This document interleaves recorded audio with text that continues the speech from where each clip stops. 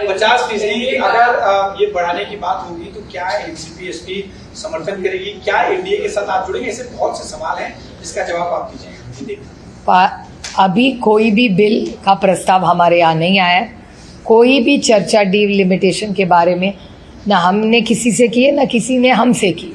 तो जब बिल आएगा तब हमारा स्टैंड होगा, लेकिन जो भी बिल आएगा हमें विस्तार से इंडिया अलायंस में चर्चा करेंगे। हमारी जो चर्चा हुई थी उसके बारे में मैंने कई लोगों से उसमें चर्चा की थी। तब डीएमके हो, हम हो, सपा हो, 50% के बारे में हम सोचेंगे, ऐसा हमने कहा था अभी जो सत्ता में है उनको, लेकिन वो बिल में नहीं आया, इसलिए वो बिल तो गिर गया।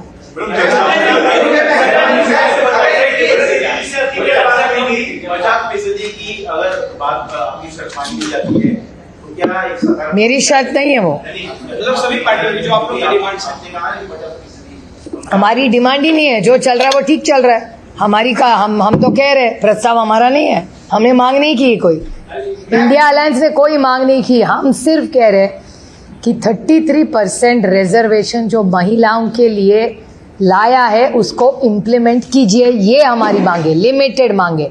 डीलिमिटेशन की कोई भी मांग इंडिया अलायंस ना एनसीपी एसपी ने की है, हमारी कोई मांग नहीं है। हमारी सिर्फ इतनी मांग सीमित है कि आपने महिलाओं को आरक्षण देने का वायदा किया था, वो वायदा पूरा कीजिए, सिंपल।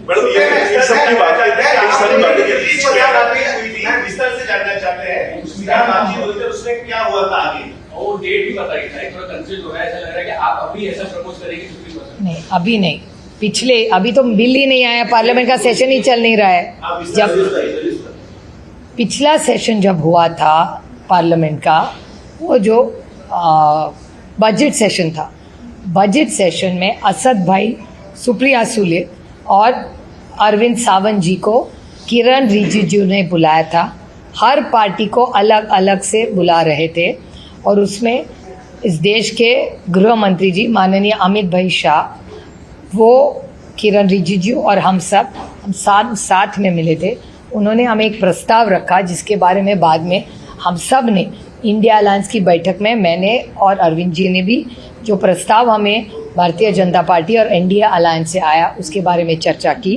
फिर खड़गे जी के नेतृत्व में हमने माननीय अमित भाई शाह और सरकार को खत लिखा कि भैया हम सबको आप अलग अलग बुला लीजिए, हमारी विनती है कि आप इंडिया अलायंस के हर पार्टी को अलग न बुलाइए, हम सबको साथ में बुलाइए। देश के हित में कुछ होगा तो हम सरकार के साथ रहेंगे। मैं आपको उदाहरण दे दूं कि पहलगाम पे जब हल्ला हुआ, पहलगाम पे हल्ला होने के बाद इस देश का पहला नेता था जिन्होंने कहा ये देश पे हल्ला है, राजनीति नहीं करेंगे, हम सरकार के साथ खड़े रहेंगे। उस नेता का नाम शरद पवार है। और उसके बाद एक ऑल पार्टी मीटिंग बुलाई गई, राजनाथ सिंह जी ने चेयर की वो मीटिंग, उन्होंने हम सबको ब्रीफिंग किया। और ये कांग्रेस पार्टी का भी बड़प्पन है कि कांग्रेस पार्टी के नेता माननीय राहुल जी गांधी और खड़गे जी ने भी उस मीटिंग में कहा कि ये पहलगाम पे हत्या नहीं, देश पे ये हुआ है, हमला हुआ है, तो हम देश के साथ रहेंगे, सरकार के साथ रहेंगे। और 100 सांसद, उसमें मैं भी एक थी, हम हर देश में गए और हर देश में भारत की तरफ से गए कि ये भारत की गलती नहीं है, भारत पे अन्याय हो रहा है, आप हमारे साथ खड़िए। और ऑपरेशन सिंदूर हुआ। 10-10 दिन हम घर क्षेत्र छोड़ के देश के लिए 100 सांसद दुनिया भर घूमे और हम देश की जय जयकार करते गए। फिर हमने देखा नहीं कि इसमें इंडिया है, अलायंस है, क्या एनडीए है, नहीं, देश के लिए पहले देश, उसके बाद राज्य, उसके बाद पार्टी और उसके बाद फैमिली। तो हमारे लिए देश और देश की एकता ही मायने रखता है, जो कांग्रेस पार्टी का ही बड़ापन था। जो कांग्रेस पार्टी ने ऑपरेशन सिंदूर के वक्त जो स्टैंड आदरणीय शरद पवार जी ने किया, वही स्टैंड कांग्रेस पार्टी ने लिया। मैंने नहीं कहा। इंडिया उस पर चर्चा करेगी। मेरा सवाल है कि इंडिया में बहुत सारी पार्टियां हैं, आपकी इंडिविजुअल पार्टी अगर उस जो लिखित रूप से मिलेगा उससे सेटिस्फाई है, तो क्या आप इंडिया अलायंस के खिलाफ इस इंडिया अलायंस के खिलाफ जाने का सवाल ही नहीं आता, क्योंकि इंडिया अलायंस का हर घटक उस दिन हाँ ही कह रहा था. We were all in discussions. We were not satisfied with the formula or implementation. So this is not a conversation over coffee at Cafe Coffee Day. This is Parliament. Unless it's documented and explained on paper, nothing is official till it's on paper. So unless ये हवा की बातें कोई मायने नहीं रखता parliament में. लेकिन सबसे सवाल खड़ा है, इंडिया अलायंस में डिसीजन कौन लेगा? शरद पवार साहब लेंगे, आप लोगे, कांग्रेस लेगी, राहुल गांधी लेंगे, डिसीजन कौन लेगा कि हम इस बिल के खिलाफ नहीं है या फिर इस बिल के खिलाफ एक सशक्त लोकतंत्र में हर एक का मत लिया जाता है, फिर यूनानिमसली निर्णय लेता है. जब हल्ला हुआ पहलगाम का, तब साथ में खड़े रहे ना हम. ऑपरेशन सिंदूर का इम्प्लीमेंटेशन हुआ ना, तब इंडिया अलायंस खड़ी रही ना. जब हल्ला देश पे हुआ, आप भूल रहे कि operation Sindoor is an outcome of an attack on India, तब खड़ी रही ना इंडिया अलायंस साथ में.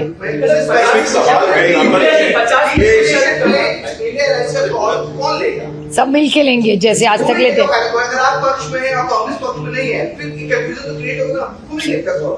अभी अगर बारिश आई तो छाता लो के मैं रेनकोट लूं. These are very vague discussions. These are very serious bills. Party के भीतर क्या आपकी राय? पार्टी के भीतर नेताओं की आपकी? ये तो अधिकार ही नहीं है मुझे. मैं इंडिया अलायंस का घटक हूँ.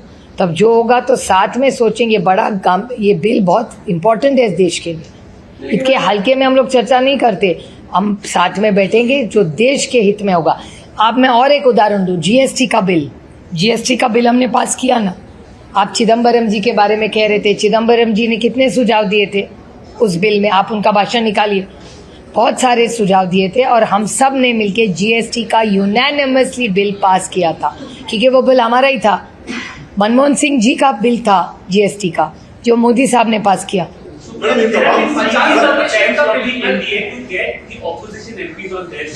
Has this attempt been made on your party as well? And how confident you are that your 8 MPs are going to stick with you? Nobody's made any attempts towards me or my MPs to the best of my knowledge. So, I mean, I don't have so much spare time to indulge in gossip. And I don't believe in sources. I believe in reality. So let me reassure you that all 8 MPs of NCP SP and all our MLAs, we stick together. Whatever decision we'll be taking, please understand, NCP is a party where Shri Sharad Pawar not only leads it, he invests in everybody and he listens. His biggest strength as a leader, that he's an amazing listener. And you can verify this. He will talk to every MLA and MP and hear them is what they want or what their view is. Only then he gives a decision. Anybody who's worked with him will tell you. There is no discussion only. It's like going, am I going to Kanpur? Why should I find out on Google Maps? There is no proposal. Nor is NDA asking us, no, we are asking NDA. So where is the question of having the discussion? The discussion is on TV, not in the party or the organization.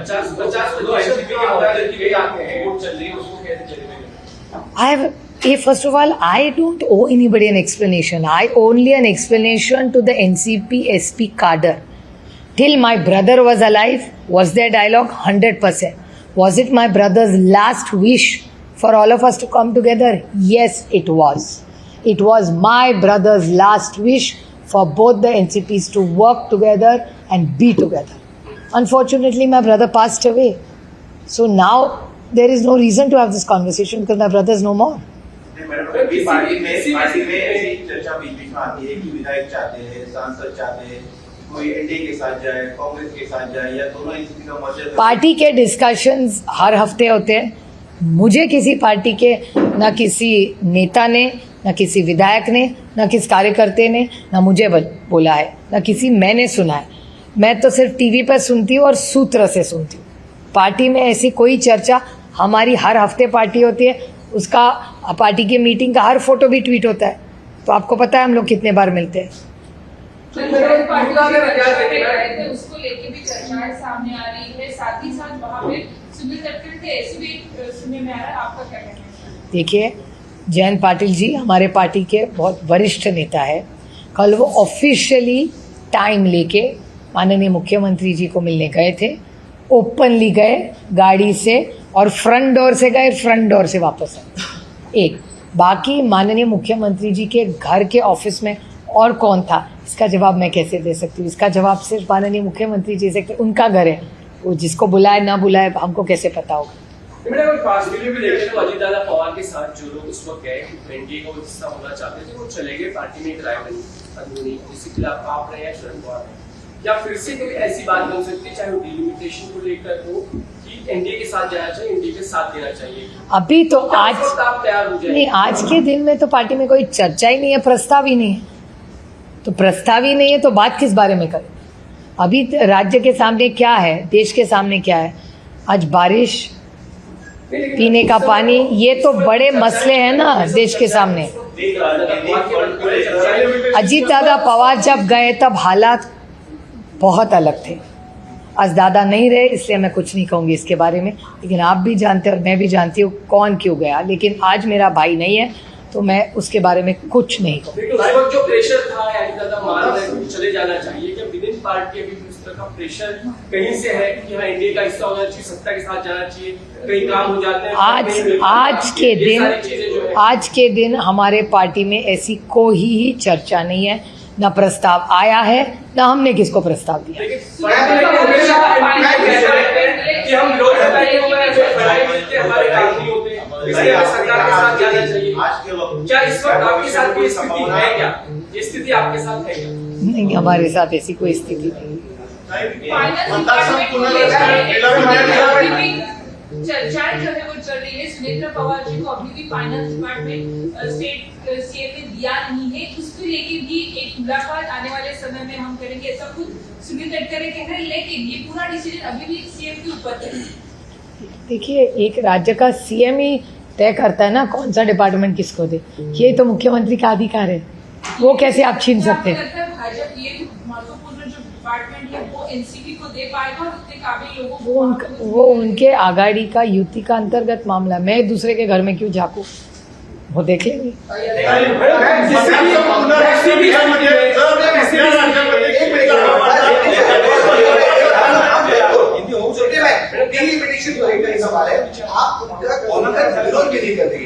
आप कह रहे हैं कि अगर कुछ conditions हैं तो आप लोग सपोर्ट करेंगे, is it correct? That's not what I'm saying. Let me reiterate what I have said. First of all, मैं रिपीट कर रही हूँ आपके लिए, आपकी जानकारी के लिए, एक आज के दिन डिलिमिटेशन के बारे में कोई प्रस्ताव नहीं है। तो जो प्रस्ताव है ही नहीं उसके बारे में मैं कैसे बोल पाऊंगी, क्योंकि मैं एक सशक्त लोकतंत्र की एक लोक प्रतिनिधि हूँ। सामने कुछ है ही नहीं तो उसके बारे में मैं कैसे बोलूँ? I don't know what they have in mind. तो जब तक बिल नहीं आएगा तो हम कैसे बोलेंगे?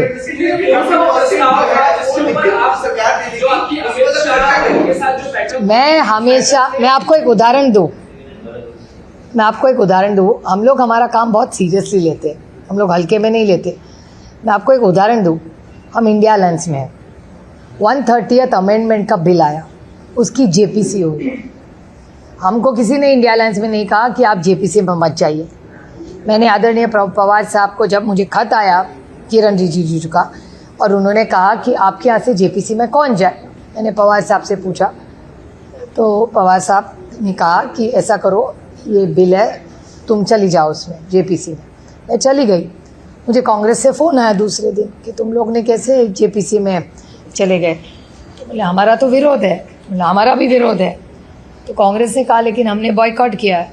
बोले हमें तो बॉयकॉट नहीं किया है, लोकतंत्र में बॉयकॉट करने से क्या होगा, हम लोग ने जाके डिसेंट करना चाहिए वहाँ। तो उन्होंने कहा लेकिन हमने किया। मैंने कांग्रेस को कहा भैया आपने तो मुझे बोलते तो मैं मेरे वरिष्ठ नेता से पूछ लिया, आपने तो मुझे बोला भी नहीं कि आप बॉयकॉट कर रहे, तो मुझे पता नहीं ना, हमने तो नाम भेज दिया। फिर मैं पवार साहब के पास फिर से गई और बोली कि कांग्रेस ने ऐसा प्रस्ताव किया है कि हम बॉयकॉट करें, जेपीसी में ना जाए। तो पवार साहब ने मुझे कहा देखो मेरी राय ऐसी है कि पार्टी से आप सबसे बात कर लो, सब सांसदों से बात कर लो, लेकिन मेरी राय ऐसी है कि वो जॉइंट पार्लियामेंट्री कमेटी एक प्रोसेस का एक भाग है। बॉयकॉट करने से कुछ नहीं होगा, क्योंकि it gives equal representation to a issue. अगर तुम उसमें चली जाओगी तो हमारा डिसेंट रिकॉर्ड पे आएगा। बॉयकॉट करोगी तो किसी को पता नहीं चलेगा कि तुमने बॉयकॉट किया।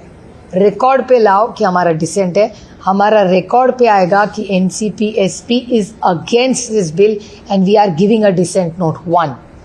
दूसरी बात, जब मैं JPC में गई और मुझे ध्यान में आया कि कोई ऑपोजिशन इंडिया अलायंस की पार्टी नहीं है, मैंने चेयरमैन को विनती की, आप फिर से सबको विनती की, सब पार्टियों को हमने विनती की कि आप सब आइए, विटनेस करिए और डट के विरोध करिए।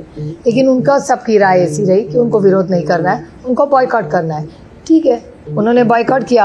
असद ओवैसी और सुप्रिया सुले दोनों हैं उस JPC में, हम डट के विरोध करते हैं उसका। मेरी डिसेंट नोट कल चली जाएगी, आपको रिपोर्ट में दिखेगी। तो तब इंडिया अलायंस में कांग्रेस ने बॉयकॉट की JPC, हमने बॉयकॉट नहीं की, हम उसी में गए लेकिन विरोध किया। विरोध कांग्रेस ने भी किया, विरोध NCP-SP ने भी किया, लेकिन हमारी स्टाइल अलग थी। हमने वहाँ जाके विरोध किया, उन्होंने बॉयकॉट करके विरोध किया। What is the difference? It's the same.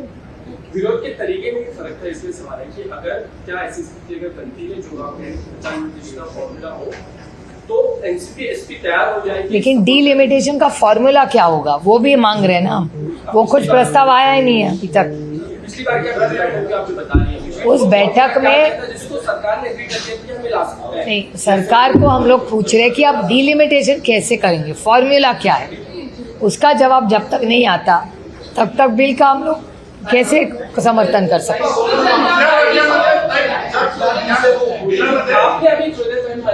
बिलचा draft जोपर्यंत हातात येत नाही तोपर्यंत पक्ष निर्णय घेऊ शकत नाही। जब तक बिल मेरे हाथ में नहीं आ सकता तब तक मैं पार्टी में किससे चर्चा करूं? और हमारे पार्टी में जब बिल आता है तब पूरी सबसे चर्चा होने के बाद ही आदरणीय पवार साहब निर्णय लेते हैं।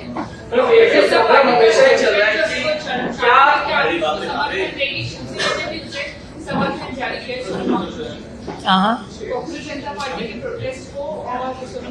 मैं 17 तारीख को खुद जा रही हूँ और हमारे जो पार्टी के दिल्ली के लोग हैं वो सब जा चुके हैं, वहाँ मिल के आके गए। कधी 20 तारखेला कोणाचं?